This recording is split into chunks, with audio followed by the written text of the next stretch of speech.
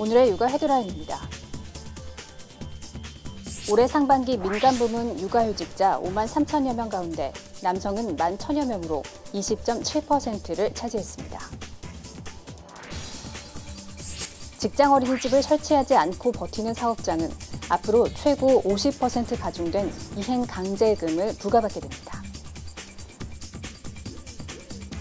국내 가습기 살균제 참사 이후 살균제 같은 생활화학용품을 해외 직구로 사서 쓰는 분들 많으실 겁니다. 그런데 이 외제 살균제에서도 유해 성분이 검출됐습니다. 이상 오늘의 육아 헤드라인이었습니다.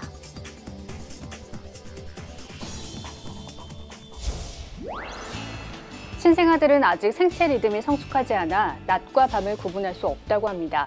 하지만 밤에는 불빛을 최소화해 어두운 환경을 만들고 아침이 되면 커튼을 열어 환한 빛을 느끼게 하면 아기가 자연스레 낮과 밤을 구분할 수 있다고 합니다. 밤에 수유하실 때에도 최소한의 조명을 사용하시기 바랍니다. 육아 포커스 첫 소식부터 함께 하시죠. 올해 상반기 민간 부문 육아휴직자 5만 3천여 명 가운데 남성은 1만 1천여 명으로 20.7%를 차지했습니다. 고용노동부는 남성 육아휴직자가 작년 같은 기간보다 30.9% 급증했다며 이런 추세로 가면 올해 남성 육아휴직자는 2만 명을 넘어설 것이라고 전망했습니다. 남성 육아휴직자의 증가세는 맞벌이뿐 아니라 맞돌봄 문화가 확산하고 육아휴직급여의 소득 대체율을 높여 소득 감소 부담을 덜어준 데 따른 것으로 노동부는 보고 있습니다. 직장 어린이집을 설치하지 않고 버티는 사업장은 앞으로 최고 50% 가중된 이행강제금을 부과받게 됩니다. 보건복지부는 이런 내용의 영유아보육법 시행령 개정안을 입법 예고하고 오는 10월 31일부터 시행한다고 밝혔습니다. 앞으로 직장 어린이집을 짓지 않은 사업장이 이행강제금을 누적해 3회 이상 부과받으면 50% 범위에서 가중 부과받습니다. 현재 법상 상시 근로자 500명 또는 상시 여성 근로자 300명 이상을 고용한 사업장은 직장 어린이집을 설치해야 하며 이를 지키지 않으면 이행강제금으로 1년에 2회, 최대 2억 원을 부과받습니다. 국내 가습기 살균제 참사 이후 살균제 같은 생활화학용품을 해외 직구로 사서 쓰는 분들 많으실 겁니다. 그런데 이 외제 살균제에서도 유해 성분이 검출됐습니다. 앞으로 물건 사실 때 성분 꼭 확인하셔야겠습니다. 클로로메틸 이소티아 졸리논과 메틸 이소티아 졸리논, 이 어렵고 긴 이름을 가진 화학 성분은 각각 CMIT와 MIT라 불립니다. CMIT와 MIT는 가습기 살균제 참사의 원인 물질로 2016년부터 생활화학 제품의 사용이 금지됐습니다. 하지만 일부 제품에서 여전히 이 성분이 나오자 세정제, 살균제 등 생활화학 제품을 해외 직구하는 소비자가 늘었습니다. 한국소비자원이 온라인으로 살 수 있는 분사형 세정제와 살균제 25개를 조사해보니 7개 제품에서 CMIT, MIT 등 유해 성분이 나왔습니다. CMIT, MIT는 검출이 돼서는 안 되는 성분인데 CMIT는 최대 킬로그램당 15.5mg, MIT는 최대 킬로그램당 62.5mg까지 나왔습니다. CMIT와 MIT는 알레르기성 피부염과 눈과 호흡기에 자극을 유발할 수 있으며 이 중 6개 제품은 해당 제품 뒷면이나 홈페이지에서 성분 정보를 확인할 수는 있었습니다. 하지만 판매자들은 문제 성분 함유 여부를 확인하지 않고 팔아 구매 대행 금지 의무를 어긴 건데도 규정 미비로 처벌은 불가능합니다. 소비자원은 해외 생활화학용품을 살 때는 제품이나 홈페이지에서 성분명을 꼭 확인하고 살 것을 당부했습니다.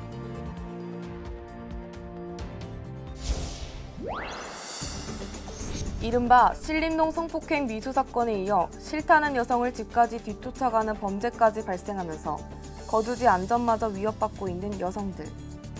최근 원룸이 몰려있는 지역이 범죄 장소로 악용되면서 한 SNS에서는 방범용 남성 목소리까지 나왔습니다. 좀 그냥 가세요. 자기가 좀 받아줘. 두고 가세요. 감사합니다. 목소리를 기부하는 캠페인의 일환인데 조회수가 3만 회를 돌파한 데다 이를 공유해야겠다는 여성들의 반응도 적지 않습니다. 여기에 도어락 잠금 장치를 안전하게 사용하는 방법을 담은 영상까지 나오면서 여성들 스스로 자구책 마련에 나선 양상입니다. 33세 이하 1인 가구 중 여성이 주거침입 피해를 볼 가능성은 남성보다 약 11배나 높은 것으로 나타난 실정을 감안해서라도 여성에게만 위험 부담을 지게 해서는 안 된다는 지적이 나옵니다. 여성들이 보시는 장비를 가진다고 해도 자신을 완벽하게 방어하고 보호하기는 무리이고 CCTV의 증설, 조도의 향상, 그다음에 사람의 어떤 유동을 많이 활성화시킴으로써 잠재적 범죄자의 범행 동기를 억제하자. 여성 1인 가구는 지난해 290만 가구를 넘어선 가운데 이들에 대한 대책 마련이 시급한 상황입니다.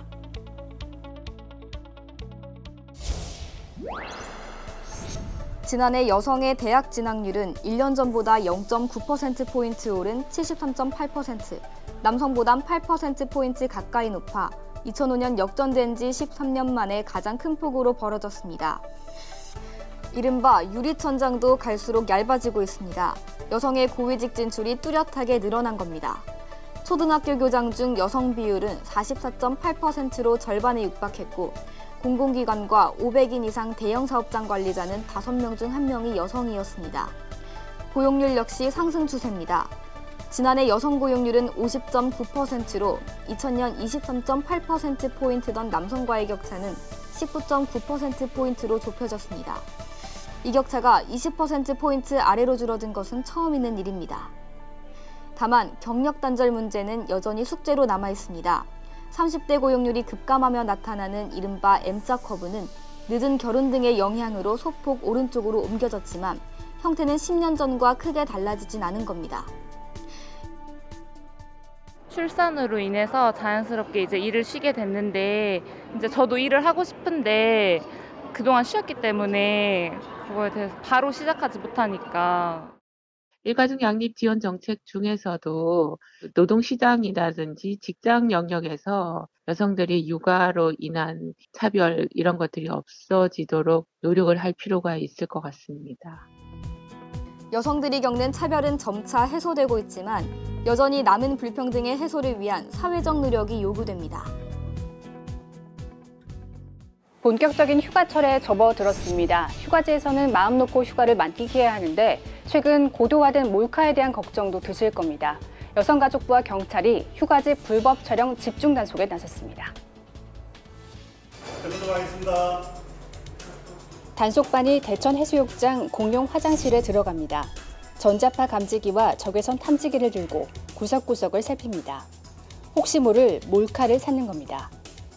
화장실은 물론 해수욕장 샤워 시설도 단속 대상입니다. 특히 불법 촬영 범죄는 휴가지에서 집중적으로 발생합니다. 실제 지난 7월 21일 대천 해수욕장에서 피서객 여성들의 특정 신체 부위를 촬영한 태국인 남성이 적발되기도 했습니다. 2016년부터 지난해까지 발생한 불법 촬영 범죄는 총 17,575건, 그 가운데 43.2%가 6월부터 9월에 집중됐습니다. 언제 제가 찍힐지 모른다는 그런 사실 때문에 좀 화장실을 사용하거나 그냥 수영을 하러 이제 해변 쪽에 나갔을 때도 좀 걱정되는 건 사실이에요. 여성가족부와 경찰, 지자체는 몰카 피해를 예방하고자 주요 해수욕장을 중심으로 휴가지 불법 촬영 합동 단속에 들어갔습니다. 화장실이라든지 탈의실에 보면은 몰카가 설치되어 있을 것 같은 그런 의심되는 구멍이라든지 흔적이 있습니다. 그런 걸 발견을 하셨을 때는 거기에 관리하는 분들이라든지 안 그러면은 가까운 경찰서, 안 그러면 112에 이렇게 신고를 해주세요. 불법 촬영을 하면 5년 이하의 징역이나 3천만 원 이하의 벌금형에 처해질 수 있습니다. 들어가기가 하늘의 별 따기라는 국공립 보육시설. 이를 확대해 2021년까지 이용률을 40% 가까이 끌어올리겠다는 게 이번 정부 보육 정책의 핵심입니다.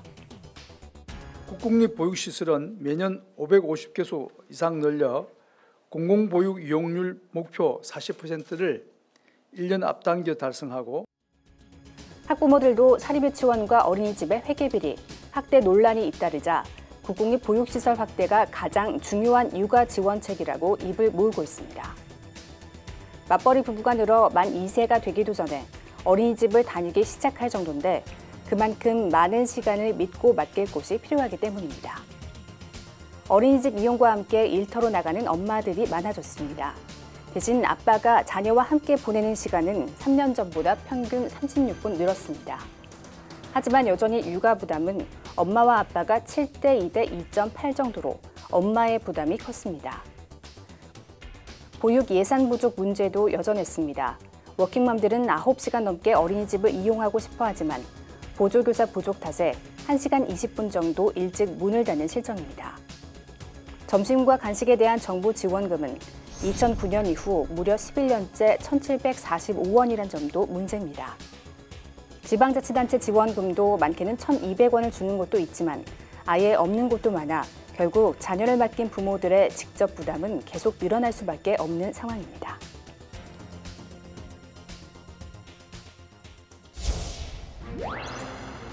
고온다습한 공기는 식중독균이 번식하기 가장 좋은 환경입니다. 우선 조심해야 하는 건 장염 비브리오 식중독입니다. 주로 어패류 섭취로 감염되는 장염 비브리오 식중독은 최근 5년간 환자 80% 정도가 여름철에 발생했습니다. 가공 육류에서 주로 옵는 살모넬라 식중독 역시 이미 지난 6월부터 환자가 늘고 있는데 장마가 끝나고 기온이 오르면서 더욱 기승을 부릴 것으로 보입니다. 식중독의 주요 증상인 구토와 설사는 몸 안에 독소를 빼는 과정이기 때문에 강제로 막으면 더 큰 문제가 생길 수도 있습니다. 비사제를 쓴다거나 항생제를 함부로 복용하는 것은 추천하지 않고요. 증상이 너무 심하면은 초기에 얼른 병원을 방문할 것을 권장드립니다. 식중독을 막기 위해선 어패류나 육류 등은 반드시 냉장 보관하고 재료를 손질할 때 쓴 칼이나 도마가 감염원일 수 있어 조심해야 합니다.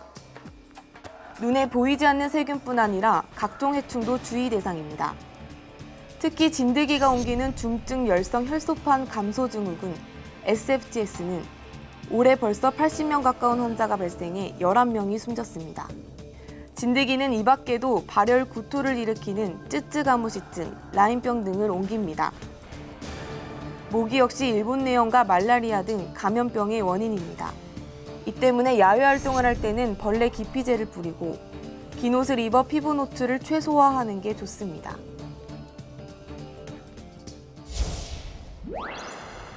지난 2018년 7월 폭염 경보가 내려진 인천의 해수욕장. 차량 안에 2살 아이가 보입니다.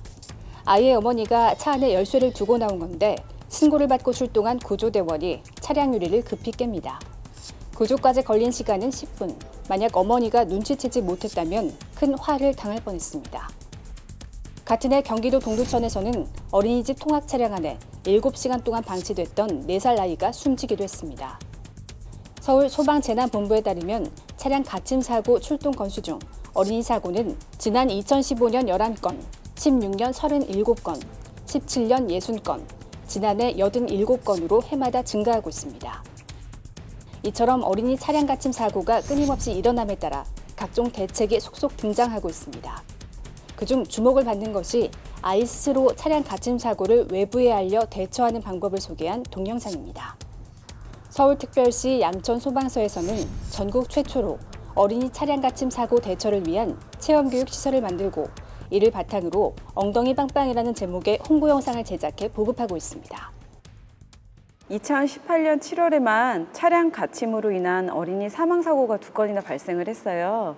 그래서 양천 소방서에서도 아이들에게 해줄 게 없을까 하고 찾다가 엉덩이 빵빵이라는 차량 갇힘 사고 대처 방법에 대한 컨텐츠를 만들게 되었습니다.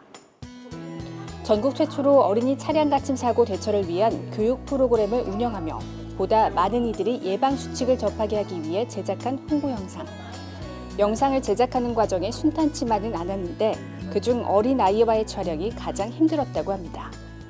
그 아이들 같은 경우는 전문 배우가 아니다 보니까 그 촬영을 할 때 영상에서 좀 말을 천천히 부탁한다고 얘기를 했는데 저희가 대사 중에 첫 번째 안전띠 풀기라는 대사가 있는데 그때 아이들이 첫 번째 안전띠 풀기 이런 식으로 천천히 말하는 걸 보면서 아이들이 정말 순수하구나라는 생각을 하면서 좀 그런 애로사항이 있었어요. 서울특별시 양천소방서는 엉덩이 빵빵 영상이 널리 보급돼 어린이 차량 가침 사고로 인한 피해가 일어나지 않길 바란다고 전했습니다. 그럼 엉덩이 빵빵 영상 함께 보시면서 안전수칙 익혀보시길 바랍니다.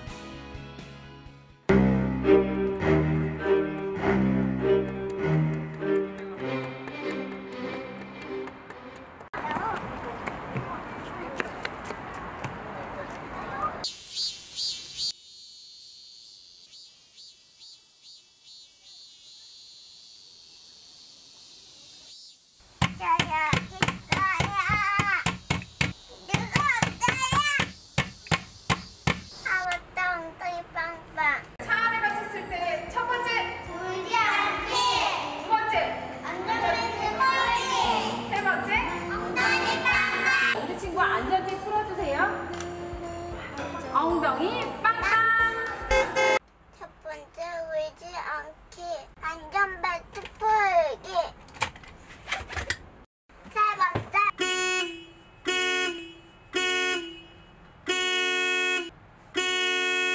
엉덩이 빵빵, 엉덩이 빵빵. 차 안에 갇혔을 때 울지 말고 안전띠 풀고 핸들에 앉아요. 빵빵.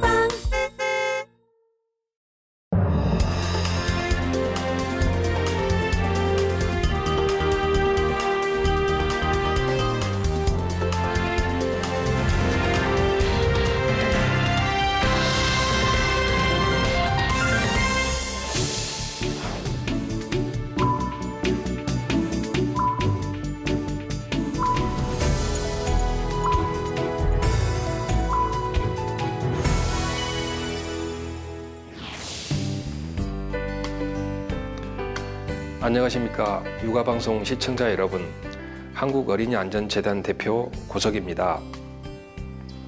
우리 어른들은 어린이들을 위해 해야 할 일이 참 많습니다. 그 중에서도 저는 무엇보다 안전한 환경이 가장 우선시 되어야 한다고 생각합니다. 아직도 우리 주위에는 어린이들의 안전을 위협하는 요소들이 적지 않습니다. 계속해서 반복되는 어린이 통학 차량 내에서의 교통사고, 또 가정 내에서의 추락사고, 낙상, 화상 등의 그런 각종 안전사고로 어린이 안전사고가 계속해서 늘어나고 있습니다. 우리나라는 선진국에 비해 어린이 안전사고 사망률이 3배 이상 높음에도 불구하고 나와는 또 우리 가족과는 무관한 일로 생각하는 그런 개인주의와 사회적 무관심은 안전사고를 줄이기 위해 우리가 극복해야 할 가장 큰 난관입니다. 어린 자녀를 둔 부모님이나 유아들을 가르치는 교사들이 현장에서 경험하는 가장 큰 어려운 문제는 특히 영유아들에게 발생하는 안전사고라고 할 수 있습니다. 영유아는 사람, 사물이나 주변 환경에 대한 호기심이 많고 탐구하려는 충동이 강하여 활동량은 많은 반면 주의력이나 판단력 같은 인지적 능력이 미성숙한 것이 특징입니다. 이러한 발달적 특징으로 인하여 영유아들은 위험을 인지하거나 위험한 상황에 대처하는 능력이 부족하여 우발적으로 사고가 발생할 가능성이 매우 높습니다. 따라서 영유아와 자녀와 생활하는 부모나 교사는 안전교육과 지도에 각별히 신경을 써서 영유아들에게 발생할 수 있는 안전사고의 예방을 위해 노력하고, 만약에 사고가 발생했을 경우에는 당황하지 말고 사고로 인한 후유증을 최소화할 수 있도록 현명하게 대처해야 합니다. 영유아 안전사고를 줄이고 예방하기 위해서는 지속적이고 체계적인 안전교육을 통하여 영유아 스스로 자신의 안전을 책임질 수 있도록 하는 것이 무엇보다도 중요하다고 할 수 있습니다. 즉, 다시 말해서 영아기부터 안전생활을 습관할 수 있도록 체계적인 안전 교육을 통하여 안전에 대한 지식과 기술이나 태도를 형성하도록 교육하고 지도해야 합니다. 유아는 직접적이고 구체적인 경험을 할 때 가장 잘 인지하고 지식을 습득할 수 있는 시기입니다.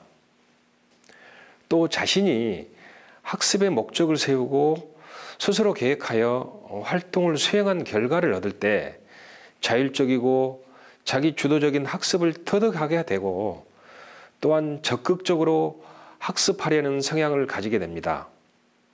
따라서 다양한 방법들을 적용하여 유아가 직접 참여하려는 안전교육 활동을 제공해 주어야 합니다. 더불어 유아들은 일상생활에서 부모와 교사의 모델링을 통해 행동을 습득하려는 성향이 있기 때문에 함께하는 성인들의 안전에 대한 지식 습득도 꼭 이루어져야 효과를 극대화할 수 있습니다. 어린이들이 안전하고 건강하게 자라게 하는 것은 우리 사회의 모두의 책임입니다. 오늘 이 방송을 통해 어린이들이 가장 안전한 우리나라가 되었으면 하는 바람을 해봅니다. 모든 어린이와 가정에 행복과 안전이 가득하시길 기원합니다. 감사합니다.